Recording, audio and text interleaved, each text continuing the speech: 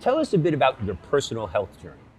It was a transition that many people are going through now.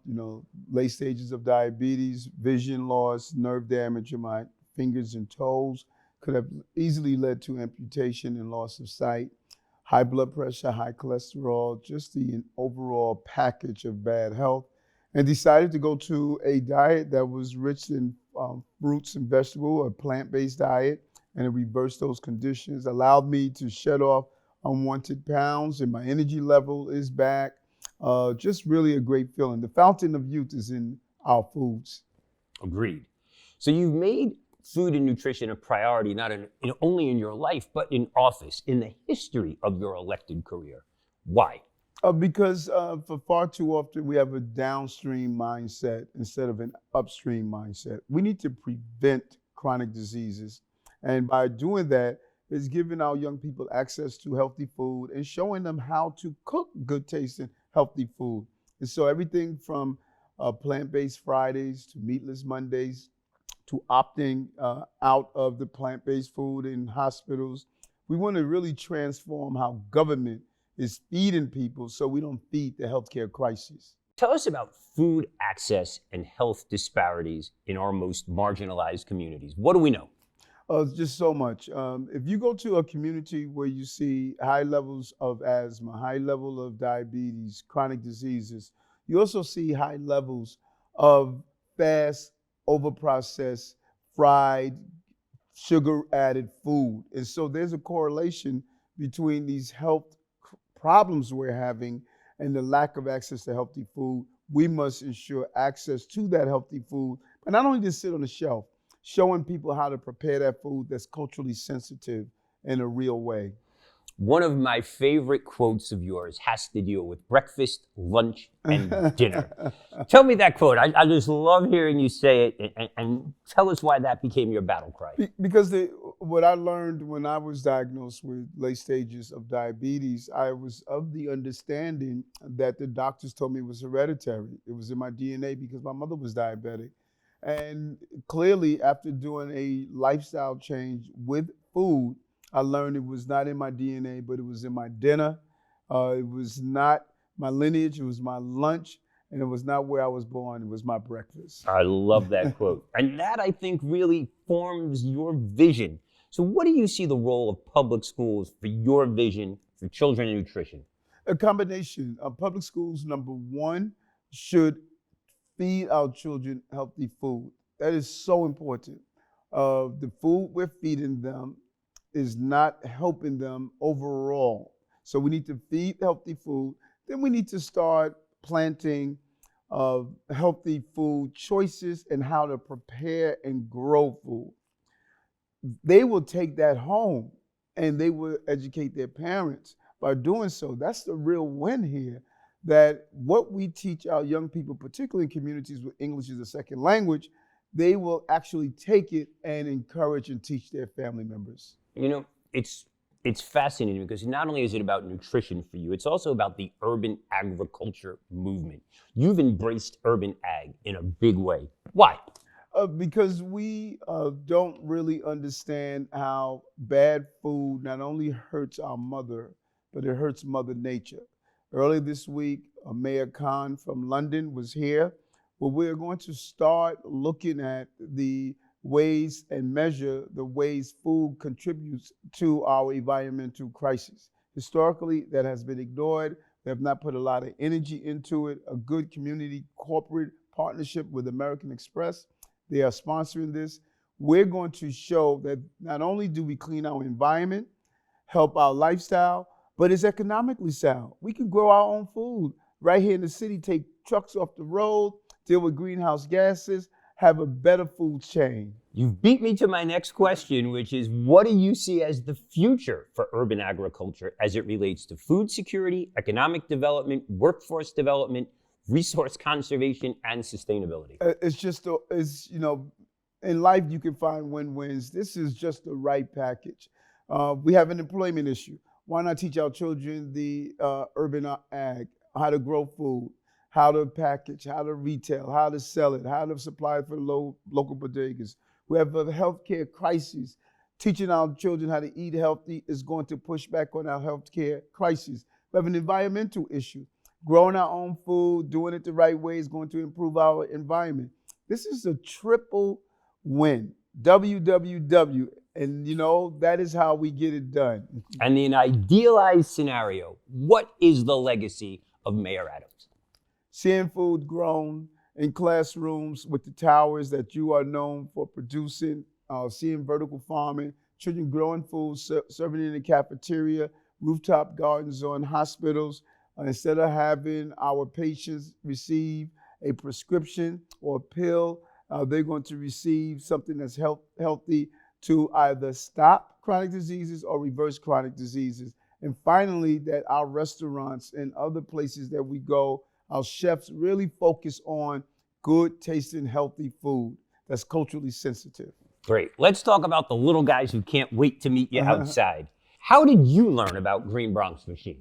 During my journey, I started reading and Googling, and all of a sudden I saw this guy that wore this strange little yellow hat with holes in it. I said, who is that guy? It's just that simple. And I just started doing my research, and I am just a fan of what you're doing. And we're going to now expand on what you're doing. Well, thank you kindly. What problems do you think Green Bronx Machine solves, and how does it solve them?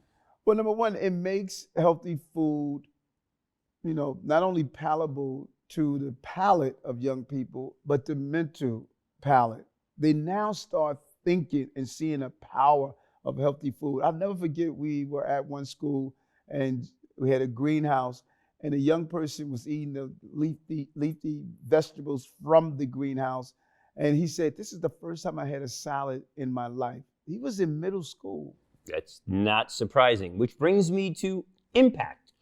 What kind of impact has Green Bronx Machine had on students, their families, and the communities they serve? Well, Green Bronx Machine made food tasty, but it also makes food fun.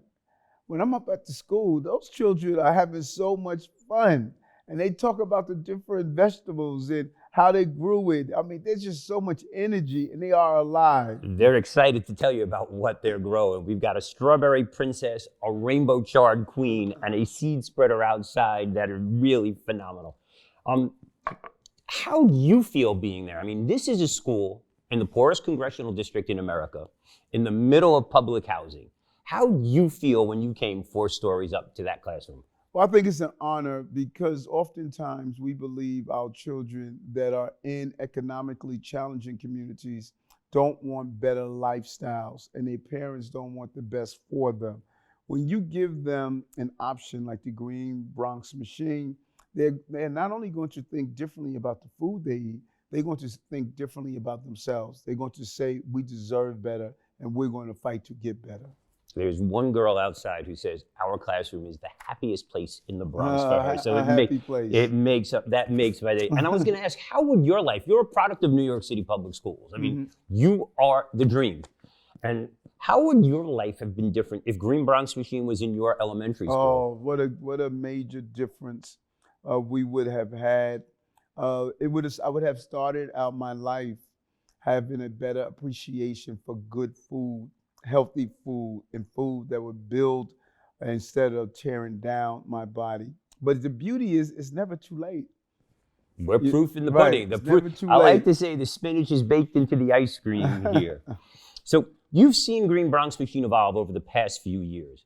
What do you think they're ready for next, and how would you like to see them scale? Well, just as we did with lifestyle medicine and Bellevue Hospital. Started out with one hospital, one program with Dr. McMacken. Now we're making it citywide. It's going to be in every health and hospital in our city. And I think the Green Bronx Machine, it's time for it to now become a machine that churns good, healthy children in every school in our city. It's time to scale it up. Let's scale up what works. Well, you've eliminated a bunch of questions that I was going to ask with that one. But I always say the Bronx and Brooklyn were far apart, and the South Bronx and City Hall are really far apart sometimes. How did our message reach you, and how does this inspiration keep you going? Because it hasn't been an easy time for you. Yeah, no, but it's all part of it. Never get distracted. Stay focused on the overall mission. Challenges are going to come and go. But if you stay focused on the core mission is we must have safe streets, healthy children, and ensure that our families are gainfully employed for the future. If that's the core message, as we deal with the crises, let's stay true to the core message, and the Green Bronx Machine is one of those core messages.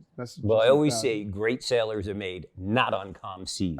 You've seen the way children respond to the work. Why do you think that is? Well, it's exciting for them.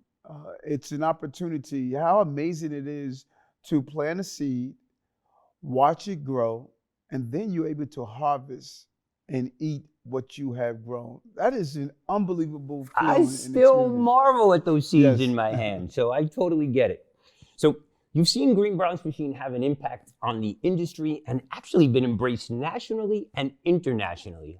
How is that, and why do you think it's happened?